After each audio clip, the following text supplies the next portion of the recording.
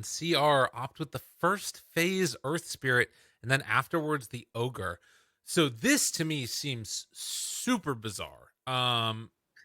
Obviously it's something that, it can be a pretty strong hero. We have seen some people messing around with it in a core role. I'm wondering if that's something they could be thinking about. I don't necessarily think it's like the best way to play it, but I'm just like thinking, why else are you first phasing an Earth Spirit? Like it feels like there must. Why is Mushi picking Tidehunter? My Yeah. man's drafting from 2017 still, I think. Was Earth Spirit even in 2007? Yeah, he was. He was definitely around. Yeah. I don't. So much as how I was very surprised, like, why would you ever pick Crystal Maiden over Coddle? I too am wondering, why would you ever pick Earth Spirit over Tusk? Yeah. Seems like significantly less useful in lane because tag team is just so good, and Earth Spirit does not provide anything nearly as useful.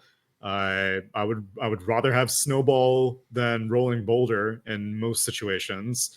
And if you're first phase picking it, you don't even know if the silence is going to be useful. You don't even know if magnetize is going to be useful. And it doesn't seem like either of those things are going to be particularly useful. Against an Enchantress, I would much rather have tag team than anything that Earth Spirit can do. Right. So strange for sure. Super bizarre. Super bizarre, super weird. But it's what they did. So there we are. Troll wrong. Warlord taken, and now the Void Spirit, Pugna for CR. So it does feel like CR's draft is very oriented towards like get in there, fight early, make some stuff happen. They take the Storm now. With a couple of disables, but not a ton. Void Spirits feels like it could be pretty nice, particularly if you get that Aghanim Scepter. Ooh, yeah, that sounds real good. That's the most intimidating thing for me because, the Troll Warlord, the Clockwork, and any potential Enchantress steals, which is probably not going to happen, that wouldn't be enough to discourage the Storm Spirit. But after already seeing the Void out, and it's probably going to be a core Void, I would not be surprised if this is mid. I would be very scared as a Storm Spirit of a Void Spirit rushing an Aghanim Scepter, or even getting like we see Orchid also fairly frequently, so there are definitely a lot of answers to a Storm Spirit, and it also kind of reveals that the Pugna is not going to be mid, because if they had maybe saved Storm Spirit for the next phase, then maybe they could have changed out the bans. Right. But instead, it seems like CR wants to protect their one position, which Stargazer has been very, very good. But at the same time, like, we saw how badly Ben-Hur can lose a lane and subsequently lose the game.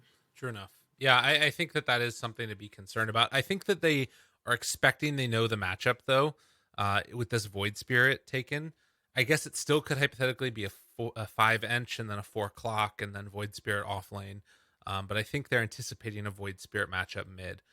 Which at this point, I would actually be down to see Adroit try and swap it up then and take that Void Spirit to the off lane. I don't know how well that does against the other cores of CR. And it'll depend on who the one position is. So they ban out Void, which would be reasonably good against Void Spirit. So maybe they are considering that as a possibility. Yeah. The only answer to Void is more Void. Purple v purple. Yeah. Okay, let's see here. If Adroit have played Void Spirit in any other roles. Ooh. All right. We got a cool little PA to come out now. Oh man, Adroit has 100% win rate with Void Spirit out of 6 games. Let's go. Let's see Let's go. They won. They beat Fnatic with it, and they put it on Mac. So put it on mid. And in another game, it seems like they primarily put it on Mac. So if Bach has it in his arsenal, great. Otherwise, I'm thinking it's an offlaner. They're gonna take not the one that I was thinking of, but against a Phantom Assassin, I'm definitely on board with it. Okay. We'll see if it ends up working out for them. I was thinking that they just go like Viper last pick, just be dirty about it. Although that wouldn't be really good against Storm, though. That's the only problem. Ben-Hur would have a completely free game. Okay. What do you think? Do you think that the Tidehunter is enough as we switch on over into the in-game view now? Yeah, I don't remember what the bans were. I probably would have preferred something like a Centaur instead. But if Centaur was banned out and you see a Phantom Assassin on the field, and they needed some other offlaner that can stun, Pango's not really reliable enough to disable a Storm Spirit. I mean, he could be great, but also he can be utterly useless. Whereas Tidehunter, you're much more cooldown dependent, but it's much more reliable disable on a Storm Spirit, and it's just a really, really strong laner against a Phantom Assassin who's going to be supported by an Ogre, which also can't do anything really against a Tidehunter, so I'm on board with it. I'm going with Adroit's draft for this one. Okay. Well, it looks like the betting odds went a little bit further into Adroit's draft after it was all said and done as well. So they're really feeling him.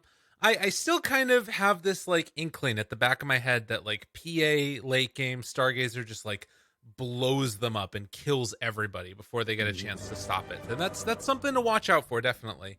You know, it's something that's going to be interesting to watch. And like, you know, Pugna decrep on the troll, like that's annoying to deal with. Yeah. So we'll see. What a weird looking Tidehunter. It's all these like Aztec themed.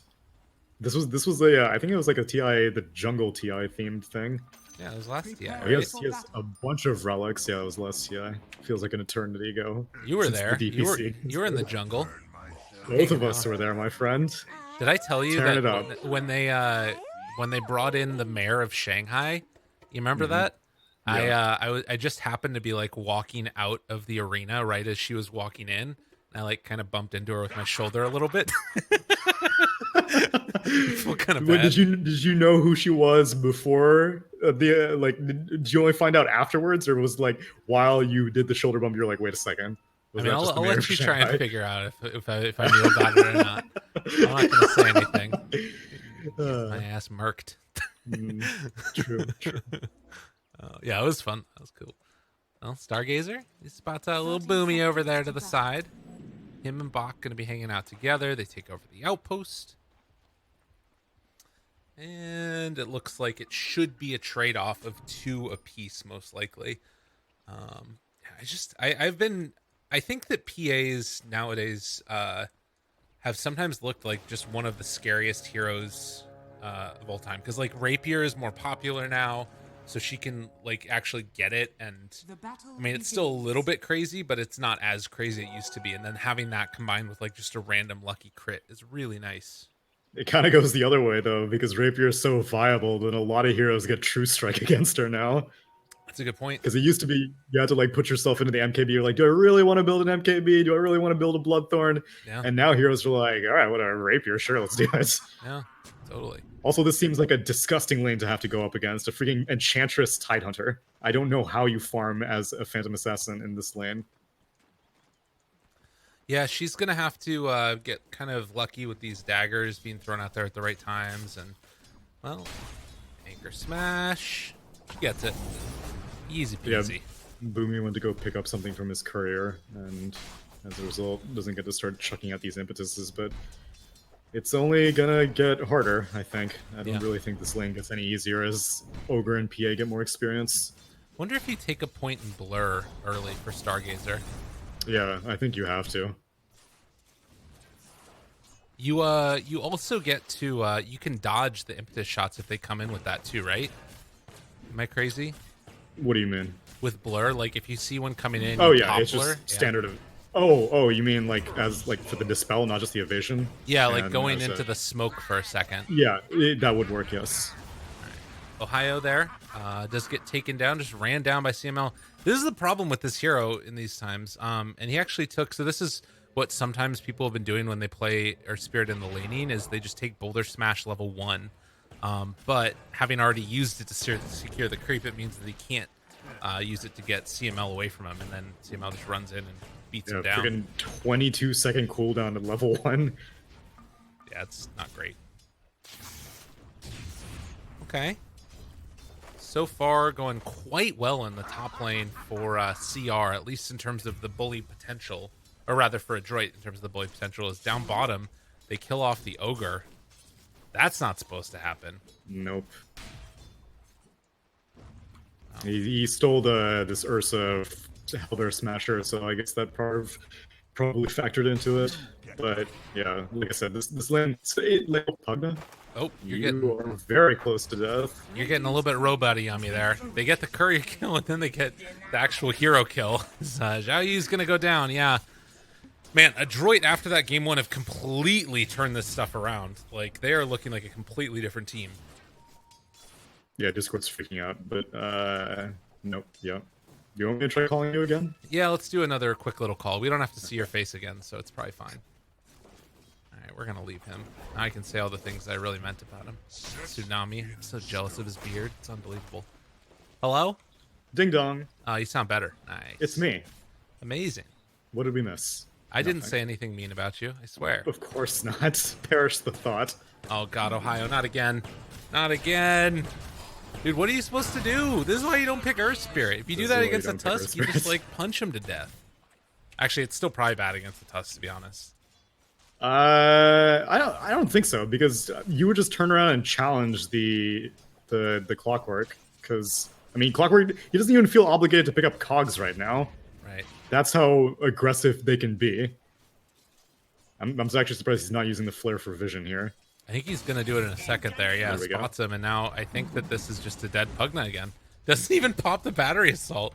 Yeah, dude, what the hell? All right, they're setting him up. The killing spree for the eventual feed. It's not a strat. Stop trying to propagate this myth that it's not a viable idea. Oh no, Mac. Ooh, actually, never mind. Ben-Hur is going to be the one that takes a couple tower shots. Got stick charges, yeah. Living through this, gets the DD on Mac. DD.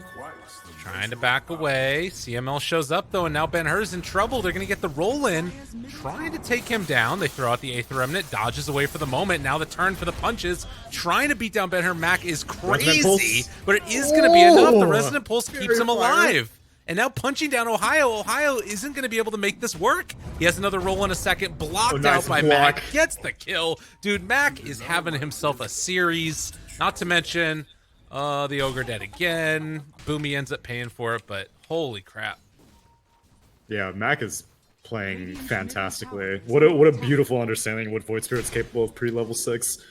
And yeah, so like even the beginning idea to use the Aether Remnant to pull the Storm into the tower aggro, despite him being super low. Right. And he leaves the bottle on the ground, Enchantress fills it up. Yeah, Mac has had a amazing 2 games. Yeah. Well, and the other thing about that too is that like the DD spawning. So like it was a little bit of that, and like then also the recognition. Okay, this is something we can do right now. I think like pretty much any aside from the illusion rune, I'm pretty sure he would have been able to make something useful out of a haste invis regen. But yeah, just fantastic work. And yet again, I'm kind of scared for Ben-Hur because much like Templar Assassin, Storm Spirit's not a hero that can afford to fall behind early on, and he's partying with this Clockwork right now, while Ohio is mid, almost about to die. Yet again, blocked out. Yeah. All right, pack it in, guys. It's been a good day. I don't know, like the person that's having a good lane so far, at least, is Stargazer. He's got to carry so hard this game. We got to get some big old crits, some big old moves, and we'll see if it ends up working out for them. Ben-Hur. Well, he's able to dodge away from that Aether Remnant. There is a regen here, Mushi. Zhao Yu up top. He's in a world of hurt again. Oh no. Rooted. Body blocked. Saving the kill for Natsumi. What a player, CML. Helping out his buddy. So Storm was not able to pick up that regen rune there. Mac a full level ahead of him right now. And not really that afraid of whatever's going on in this lane. God, it is tough. Bach has level 6 too, so they could ravage if they want to. They got to be careful here on PA. Yeah, if Boomy starts getting in some harass, although Boomy needs to be careful himself. He has stick charges. I can't believe the balls on this Enchantress have no points in Nature's Kind. It's now Ravage. Dude, turn around. She took over the creep as well. They jump in with Mac. Miss on that one, but they still have the secondary jump if they want to go for it. Nope, not going to do it. Or they are just going to run in. Throw out the Hadouken. Not quite there. Max spots him out now. He came out too early. Chasing, looking for it. The Remnant's not going to be there in time. They show up now with the Storm Spirit. A big Resonance Pulse. Do they have enough magic damage to burst through them? Doesn't quite look like it. Mac throws out another Remnant trying to get out. Not going to happen. 4 heroes, but they get the kill. And I told you, you build up the streak. But he wasn't even on a streak. No, That's they fair. didn't go according to plan. They should have let him kill the Phantom Assassin and That's the then one. kill him. I can't believe this Enchantress is not leveling up Nature's Attendance. It's so good, this game. I like the second point enchant. What does it do? Half a second more of slow. Okay, it does give 30 seconds more on the duration on the enchant. That is quite significant. But still, man, like, Nature's Attendance against a Phantom Assassin, like, as long as you don't get crit, you're going to be able to waste a bunch of her extra time. But whatever the case, Ravage is kind of wasted, and Mac goes down, kind of giving up somewhat of the advantage that he established against the Storm Spirit. It's still, though, I mean, and the thing to me about that, though, is that it's also, like, that this match doesn't seem like it's on even footing, right? Like, it feels like maybe they would have gotten closer to it, but on top of that, like, if this was maybe CR with a better late game team, it would be better, but I don't know if they're better late game. Like, maybe they are with PA and Storm Spirit. I don't know. I'm really not feeling their draft right now. It feels very tough for them to win this game. Yeah, I think it'll be dependent on Adroit not playing up to par than it is CR playing their draft correctly. Because no matter how perfectly they play, Adroit just have the heroes to deal with them. Yeah. They've got answers. Answers every which way. Well, Bach gets jumped on here. They're looking for the finish, and they will find it. 4 heroes, all around him. I know where the 5th one is. He's taking some damage right now. Battery assault, they're all trying to get the kill. Okay, Natsumi able to find him. If Natsumi goes down, it's pretty bad. Or he can just turn around and try and kill you. A kick away, which is going to keep Ohio alive. Back towards mid, Ben-Hur facing off against Mac. They're both taunted, both pulled in, dissimulate to try and back away. And he does manage to escape. Bot lane PA. Oh, she can't afford to die. Yeah. Let me tell you. It's going to happen. That's pretty rough. Outpost taken there. They're going to try and take over the Radiant outpost as well. We'll see if CR can move in and sneak the top side one away. They have to be fast. Ohio, yeah, they're not going to be able to. The CML should just be able to battery assault and cog them all out. Dog's pushback? Nah, he's just dead. Yeah. He can't roll away. Nah, he's super done. Well, that's another kill going their direction. 4-13. And since all these heroes TP top, that means that Troll can take this tier 1 tower completely uncontested down bot. And so they not only lose both outposts, but they also lose the first tower. Let's go in Battle Fury on Troll. Yeah, I very rarely see the Maelstrom first, even though I think the accuracy would have been nice versus a Templar, Phantom Assassin, but yeah, Battle Fury just, I mean, Natsumi's a farmer, we all know. Yeah. Oh, gets the deny. Yeah, dude, I've been watching them duel over that siege creep for a while. Ooh, good jumping. Really they find him. In. The Mac pulls him in, and they manage to get off a Magnetize. But Ohio in trouble now. He drops down the double remnant, and the jump in from the Storm, looking for Natsumi. He's got to pop it, but doesn't have Battle Trance. So they will lose the Troll. That's a big kill. 668 gold. What? Oh my god, you were right, Lyrical. You were right. It's all about establishing the kill streak. It's actually crazy how much gold he just got for that. He's only 900 gold behind now. What the hell? Yeah, I'm very surprised that I saw him not have Battle Hunger until level 8, and I was like, okay, I mean, he's not rotating, so it's really not that big of a deal. Right. But then he does rotate, and he still doesn't have Battle Hunger, so very, very greedy from Natsume. They are going to pressure this top tower now. Boomy could get jumped on here by Stargazer. There's people rotating again. Ben-Hur is, I feel like he wants to prove himself here. After that last game and how disastrously his TA ended up looking, he's looking much better in this game number 3 here. Yeah, and it's important that he maintains this momentum because I don't see this game getting very easy for Phantom Assassin anytime soon. Pre-BKB, it's just like, even once she finishes off this Desolator, it's going to be hard. Nice hook shot. Stargazer, he's got to try and run away from there. They try and get some extra vision. They're just going to get 1 kill. Can they find a second? Stargazer actually doesn't have a TP, but they don't know that. 20 seconds. Wow. He's just going to have to be very, very quiet. He may be able to activate Blur and just like cut his way through the former side shop. Yeah, looks like he's doing it. Are scanning. Okay. Just don't get found. Just don't be found. All right, yeah, and Bach's just going to TP away from there. Sarkis was like, why is this TP taking so long? Natsumi, he's living through got this, battle so they trance get now. 1 kill. Mushi is going to go down as well, and Ben-Hur invis for the moment. Thinking about going on Natsumi. This would be bold. This would be so crazy. The problem is Bach will just ravage in an instant. Although, now... Walks back in. Yeah, it's too much now, I think. He's got all the regen kicking in. Yeah, and with only 1 point in Vortex, he wouldn't get a long enough disable to stop the troll from getting Whirling Axes and Blind off. Man, this Pugna is feeding. Dude, Mac is feeding on him. 0-6-0. That is not a good stat line for a Pugna. It's really tough. It's looking like such a hard game. I mean, and again, the good thing about the Pugna is that as the game goes on, all he really needs to do, besides trying to make sure that he can get some damage on the towers, is like drop his ward, and then you don't decrep whoever troll's going on. Yeah. But still, it's not a great look right now that they're that far behind. The other thing is that PA really has not had a great game either. Like, she hasn't died as much, died only 2 times, but the bigger thing is that she's been just forced around the map, so she hasn't been able to farm.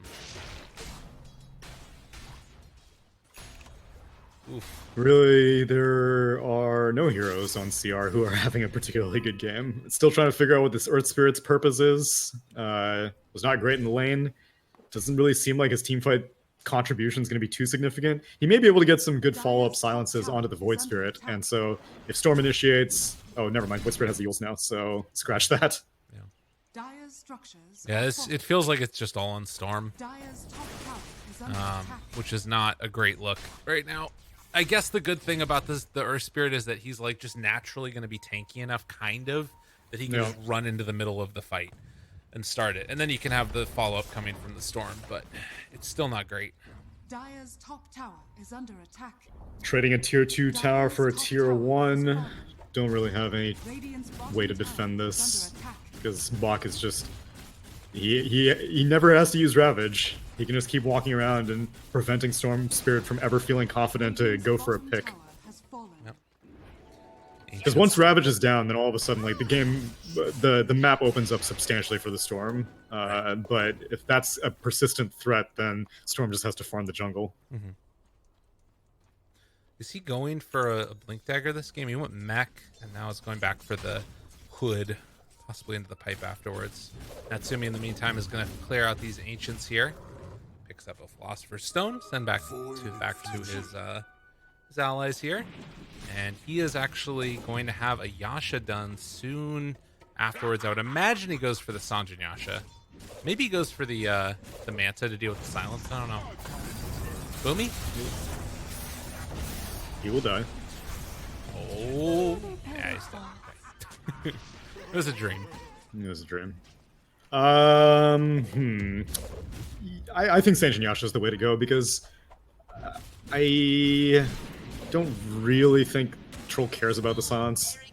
I think the status resistance is just all around more valuable, because it also prevents Pugna from decrepping the Troll directly, and as a result, the Pugna will feel forced to decrep like whichever target he's going on. And usually you want to decrep the Troll himself so he can't like change targets. So yeah, it looks like Sanjin Yasha is the way to go.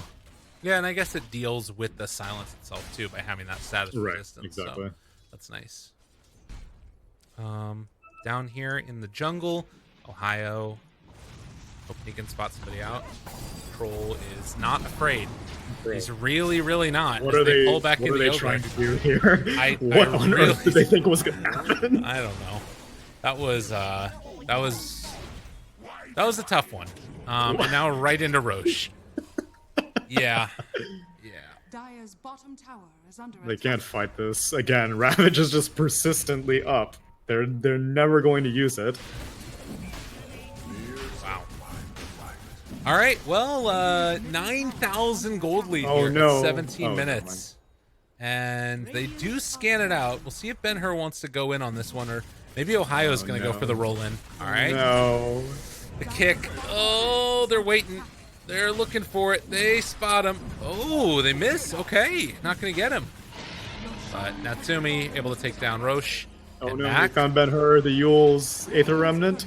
God, they caught Nice. him. Gets it away from the creeps. Ravage? Yeah. Ugh. I was the first of us. Dude, Kill spree goes back, and they got the courier. Ooh. no lie, I mean, this is why it's this is why you got to have respect for pro players, because if this was my pub, I would be just click up here, top left hand corner, just get out of this game, because this feels terrible. But they're sticking with it. They're like, never give up, never surrender. Nice dodge. This is a very, very good showing from Adroit. They have been playing amazing. I don't know why we're seeing a different CR than what we saw in Game 1. In Game 1, I was like, wow, Yeah. man, this is beautifully coordinated. Even though the draft was like worse, in my opinion, they were still like moving around the map very systematically. They were having like good strategies in what they were trying to approach the game with. And then Game 2 and 3, they've just like lost the laning phase and be like, now what happens? Yeah. Well, and it's like it's been so long since something like positive has happened for them in this game. They don't have any way to get any momentum back. Not even this game. It's been so long since something positive happened in the past 2 games put together. Yeah, and now It's just been like 40 minutes of pain, pretty much. they've got Aghanim Scepter on Void Spirit now too, so Storm is not safe. And PA might not be safe no. either. They got him. Jump DD through, rune. pulled Aether back Remnant. in. CML is nearby too, so he can't even try and TP away. Does CML take this? Cogs push back, one more Beautiful. punch. Gets the finish. Wow. Your death has consequences. Like, honestly, like, you look back at these little pips along the way here, and it's like, this. They got a kill on Enchantress. They took a tower. They got an Observer ward. Like, they got a Sentry ward. Like, this is the past 20 minutes.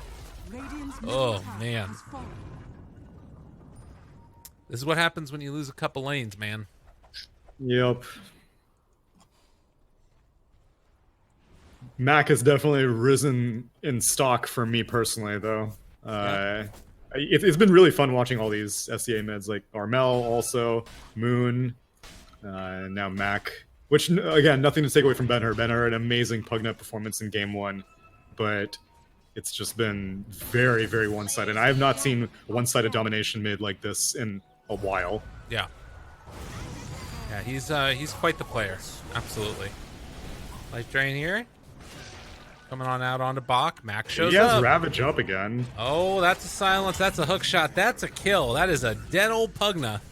1-2 bite crit. Oh, Stargazer getting in there. Yeah, Mac. I'm actually kind of surprised Mac didn't use him, but why bother? Ben-Hur's got his Bloodstone. We'll see. We'll see how it goes. Will he get more than 14 charges? I'm saying no. What are you saying? More than 14? Yeah, at I any think that he point of will. this game. I think he Okay. will. Very Okay. briefly. Okay. Very, I like very it. briefly. Okay, so tier 3 tower is going to go down here, it looks like, unless something magical happens. As Natsumi takes this one on down. They get the Yule Scepter lift up there onto Pugna. And 8 becomes 9. They buy back onto this. Ogre Magi wants to jump into the fight, trying to turn now. Can they get him? Good dodge. No! The Ravage caught him right at the very edge there. But it doesn't matter. I mean, they're still going to be able to back away from this one. Magnetize, reapplying it onto all of them. It's a lot of damage, but it's this not impetus. enough. The silence is there. Gotta try and run away, see if he can make his escape. They pull him back in one more time. Yule Scepter lift up, trying to jump away from it, but it's not going to happen. And GG is called as they are going to take the series 2-1. Adroit made it happen. That was pretty surgical. Both Game 2 and Game 3. Yes. Win all 3 lanes and never really relent the pressure. Definitely much more one-sided than I was expecting. After seeing Game 1, I was like, wow, this is going to be a pretty close matchup. And then CR just fell off a cliff. Yeah, it felt like at those points in the game where like normally you would be wanting to start grouping up and making plays together, they were so far behind that they couldn't do it. They couldn't execute the draft that they wanted to do because the lanes went so poorly. And this is the type of game where you look at it and you're like, all right, lanes are important. There are other games where it doesn't feel that way as much, but I don't know. I'm not sure how to rate that yet. I guess that like lanes are important to a point, that there is a point of no return, kind of. Yeah, Yes. but then after seeing yesterday, I was just like, Yeah. oh, never mind. Laning phase is not that important. Yeah. So definitely a marked difference from yesterday. It could honestly be like a completely different patch because we saw totally different heroes today, totally different game archetypes, and no comebacks whatsoever. So seemingly, like, even though we're still casting games from the same region, there's still a lot of versatility to be found. Absolutely, and that's what you love to see. It's important, to be able to see the meta growing and shifting as the games go on, and we'll see if it continues on. We've still got a lot of Dota 2 over the next couple days. I think that this was the result we were expecting, if not in the way that we expected it, with Adroit losing that first series. But tomorrow we've got a couple more great games that are going to be coming up. TNC versus Geek Fam, that's going to be awesome, and then Fnatic versus CR. Mushi goes up against his old organization, and well, I think this one, it's going to be a little bit rough, but you never know. You never know. Yeah. Things could be crazy. What do you think? I think that one of the games will be good, and Fnatic versus CR is just going to be... Maybe we'll see Ice offlane Shadow Fiend in that game. Okay. I hope we do, because I think they'll have a lot of flexibility to kind of have fun with it based off of what I saw from CR today. Okay, I'm down. I could be down for that. All right, all you wonderful people out there in Dota 2 world, go check out some more Dota. There's going to be a ton of it playing all over the freaking place because we online now. We doing it. Hope you guys are having a good quarantine wherever you are in the world as well. It's nice to be able to take some time to just get that out of your brain for a little bit and just enjoy some quality feeding or Dota, depending on what it is. So have a good one, everybody, and we'll see you guys tomorrow. Until next time, take it easy.